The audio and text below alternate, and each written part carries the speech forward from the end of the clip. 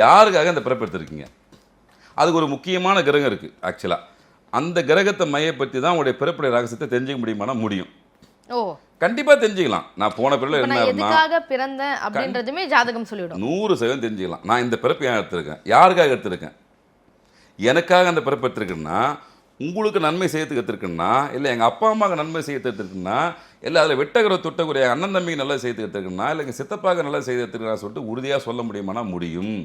அப்போ அதை தெரிஞ்சுக்கும் போது என்ன நடக்கும்னா, ஓகே நம்ம இதுக்காக தான் பிறந்திருக்கோம். அப்போ அந்த செயல்பாட்டுக்கான விஷயத்தை நம்ம அதிகப்படுத்தி ட்ராவல் பண்ணணும். இப்போது நமது முறையில் பார்த்தீங்கன்னா, பொதுவாக நாங்கள் வந்து கேள்விக்கு பதில் கொடுக்குறோம். ஒரு சில இடத்துல போட்டிங்கன்னா எதுவுமே பேச மாட்டாங்க, 2 வரையும் சொல்லி அனுப்பிச்சிடுவாங்க. அந்த காலத்தில் என்ன காரணம்னா, அந்த கர்மாவை அவங்க சுமக்க வரைக்கும் போக மாட்டாங்க. ரொம்ப தெளிவாக சொல்லுவாங்க, ஐயா தண்ணியில் கண்டது ஒரு 2 வருஷம் பார்த்துங்கன்னு சொல்லுவாங்க. ரொம்பலாம் அப்போ அதிகமாக கேள்வி கேட்க முடியாது. இப்போ வந்து டெக்னாலஜி அதிகமாகிடுச்சு. ஆனால் மக்கள் ரொம்ப அவேர்னஸோட கேள்வி கேட்குறாங்க. ஒரு பீரியடில் நீங்கள் ஒரு ஜோசியர்கிட்ட போனீங்கன்னா அவர் அதிகபட்சம் என்ன பண்ணுவார், ஐயா தண்ணியில் கண்டங்குது, வாகனத்தில் கண்டம் இருக்குது, இரும்பில் கண்டம் இருக்குது, ஒரு 2 வருஷம் அமைதியாக போன்னு சொல்லுவாங்க. அப்போ அவருக்கு தெரியும் இந்த கர்மாவுடைய அளவு ஒரு எஸ்டீம் செயல் இப்போ நிற்கும். அது இப்படியும் இருக்கலாம் அப்படியும் இருக்கலாம்னு அவர் உணர்ந்துருவார். அப்போ அதை சொல்லக்கூடாத விதி, மரணத்தை சொல்லக்கூடாது, இறைவனுடைய விஷயம்.